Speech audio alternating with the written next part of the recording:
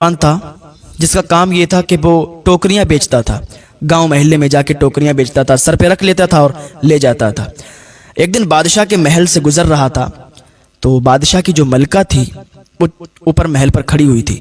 اس نے جب اس نوجوان کو دیکھا، حسین و جمیل نوجوان تھا، وہ عاشق ہو گئی اس پر اور اس کو دھوکے کے ذریعے سے محل کے اندر بلا لیا اور دروازہ بند کر دیا۔ دروازہ بند کر دیا اور اس سے کہنے لگی کہ اب تو یہاں سے نہیں نکل سکتا، اب تو بدفعلی کرے گا یا میں لوگوں کو بلا دوں گی، اگر تو نے بدفعلی نہیں کی تو میں چیخ دوں گی اور تجھے جیل ہو جائے گی، تجھے قید ہو جائے گی یا تجھے قتل کر دیا جائے گا۔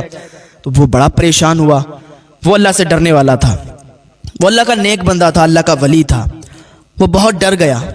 اس نے کہا یا اللہ میں کیا کروں؟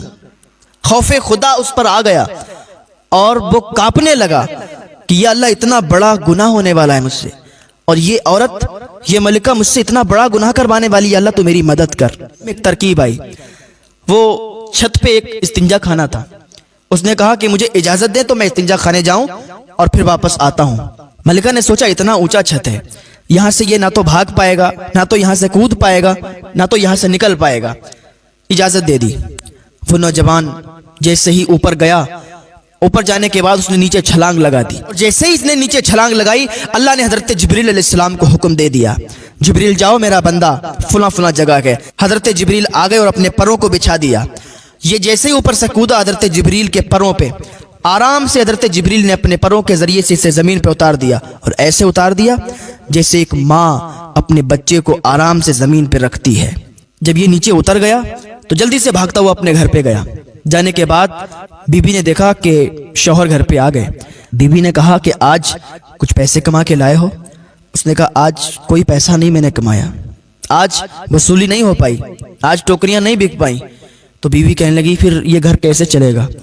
فاقے ہو رہے ہیں، کھانا نہیں کھایا ہے۔ اس نوجوان نے کہا انشاءاللہ ہم صبر کر لیں گے، ہم بھوکے ہیں تو کیا ہوا، ہم فاقے سے ہیں تو کیا ہوا، اللہ سب جانتا ہے، ہم صبر کر لیں گے۔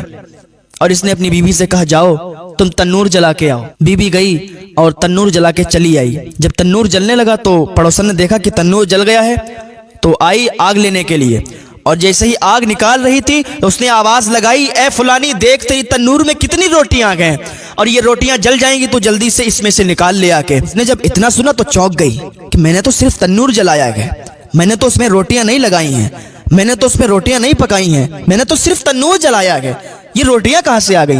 اس کے شوہر نے کہا جا کے دیکھو ذرا۔ وہ دوڑتی ہوئی آئی، دیکھا قسم خدا کہ اس میں پورا تنور روٹیوں سے بھرا ہوا تھا، پورے تنور میں روٹیاں ہی روٹیاں تھیں۔ اللہ کا شکر ادا کیا، بھاگتی ہوئی اپنے شوہر کے پاس آئی، کہنے لگی تم اللہ کے ولی ہو، آج تمہارے ذریعے کرامت ہوئی ہے، تم نے کرامت دکھائی ہے، اب تم اللہ سے دعا مانگو کہ جو باقی ہماری زندگی ہے یہ خوشحالی سے گزر جائے۔ اس کے شوہر نے کہا تو صبر کر، اللہ نے چاہا تو ہمیں سب کچھ عطا ہوگا، اللہ نے چاہا تو ہمیں سب کچھ وہ دے گا، بس اللہ کی ذات پر بھروسہ رکھ، تو صبر کر، جلد مت کر، جلد بازی کرنے لگی ہے تو اتنی سی بات دیکھ کر۔ اس نے کہا آپ دعا کرو نا اللہ کی بارگاہ میں، انشاءاللہ تمہاری دعا قبول ہو جائے گی، مجھے یقین ہے، مجھے بھروسہ ہے۔ وہ بار بار منع کرتا رہا کہ تو صبر کر، تو جلدی نہ کر۔ اس نے کہا نہیں آپ دعا کرو، جو بات کی زندگی ہے وہ خوشحالی سے تو گزرے گی۔ نوجوان نے مصلی بچھایا اور مصلی بچھا کے نفل ادا کی، اور نفل نماز کے بعد اس نے اللہ کی بارگاہ میں ہاتھ اٹھا دیے، اے پروردگار میری بیوی مجھ سے ضد کر رہی ہے کہ میں دعا کروں، اے میرے پروردگار میں تجھ سے دعا کرتا ہوں، اے میرے اللہ، اے میرے مالک میری دعا کو رد نہ کرنا، میری بیوی ضد کر رہی ہے، تو ہمیں اتنا مال دے دے کہ ہماری خوشحالی کے ساتھ زندگی گزر جائے، اللہ میری دعا کو قبول کر لے۔ ابھی اس کی دعا مکمل بھی نہیں ہو پائی تھی کہ اس کے گھر کی چھت پھٹ گئی، اور چھت کے ذریعے سے اتنے ہیرے اس کے گھر میں گر پڑے کہ اس کا پورا گھر ہیروں سے بھر گیا۔ جب اس نے دیکھا کہ ہیرے آ گئے تو اس نے اپنی بیوی کو اٹھایا، وہ سو گئی تھی، کہا اٹھو دیکھو تم نے کہا تھا نا کہ میں اللہ کی بارگاہ میں دعا کروں، اللہ ہماری دعا کو قبول فرمائے گا، دیکھو میں نے اللہ کی بارگاہ میں دعا کی، اللہ نے ہماری دعا قبول فرما لی، دیکھو گھر کی چھت پھٹ گئی اور ہمارے گھر میں ہیرے ہی ہیرے آ گئے، اب تم اپنی زندگی عیش و آرام سے گزارو، تم کہہ رہی تھی نا کہ باقی زندگی ہم عیش و آرام سے گزارنا چاہتے ہیں، تو گزارو عیش و آرام سے، ہیرے ہی ہیرے ہو گئے، ہم لوگ بہت مالدار ہو گئے۔ اس کی بیوی نے کہا میرے شوہر، میرے سرتاج، ابھی تک یہ میری تمنا تھی کہ میں بہت زیادہ مالدار ہو جاؤں، میں اپنی باقی کی زندگی خوشحالی سے گزاروں، لیکن ابھی میں نے خواب دیکھا ہے، میں نے دیکھا ہے کہ جنت میں کرسیاں بچھی ہوئی ہیں اور وہ کرسیاں ہیرے جواہرات سے پر ہیں، ان کرسیوں میں ہیرے جواہرات زبرجد لگے ہوئے گئے۔ میں نے پوچھا یہ کس کے لیے گئے؟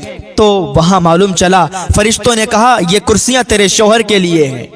تو میں نے پوچھا اس میں سوراخ کیوں ہیں؟ کرسیوں میں سوراخ تھے۔ میں نے پوچھا اس میں سوراخ کیوں ہیں؟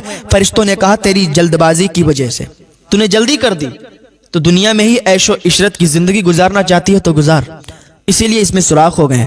وہ کہنے لگی میرے شوہر اب دنیا میں عیش و آرام نہیں کرنا ہے، اب تو بس جنت میں عیش و آرام کرنا ہے۔